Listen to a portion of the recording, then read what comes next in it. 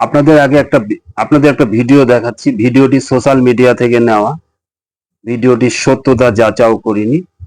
ভিডিওটি হচ্ছে হুমায়ুন কবিরের দল আম জনতা উন্নয়ন পার্টি যে ইউপির নন্দীগ্রামের প্রার্থী শহীদুল হক মন্ডল। তিনি বলছেন তৃণমূল কংগ্রেস তৃণমূল কংগ্রেসের 100 কোটি টাকার বাজেট ছিল, এবার বাজেট নিয়ে নেমেছিল নন্দীগ্রামে শুভেন্দু অধিকারীকে হারানোর জন্য, এবং অভিষেক ব্যানার্জির হাত ধরে হাজার হাজার কোটি টাকা এসেছিল বিজেপিকে এই পশ্চিমবঙ্গে হারানোর জন্য। বিদেশি ইনভেস্ট ছিল।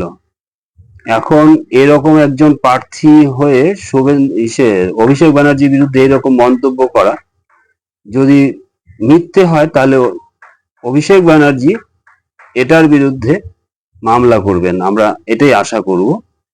আর যদি মামলা না করেন তাহলে বুঝতে হবে যে অভিযোগ সত্য।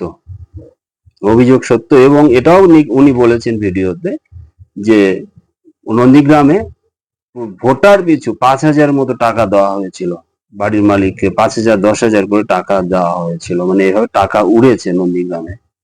এখন অভিযোগের সত্যতা আমি যাচাও করিনি, সোশ্যাল মিডিয়া থেকে নেওয়া। আমরা দেখি উনি কি বলছেন। আর যদি মিথ্যে হয় তাহলে অভিষেক ব্যানার্জির উচিত ওনার বিরুদ্ধে শহীদুল হক মন্ডল, মানে নন্দীগ্রামের আমজনতা উন্নয়ন পার্টির ক্যান্ডিডেট যিনি ছিলেন, তার বিরুদ্ধে মামলা করতে পারেন। যদি মামলা না করেন তাহলে বুঝবো অভিযোগ সত্য। আপনারা ভিডিওটি দেখুন। নির্বাচনে শুভেন্দু অধিকারীকে হারানোর জন্য 100 কোটি টাকা বাজেট নিয়ে নেমেছিল উতলা তৈরি করার জন্য, বিজেপিকে হটানোর জন্য।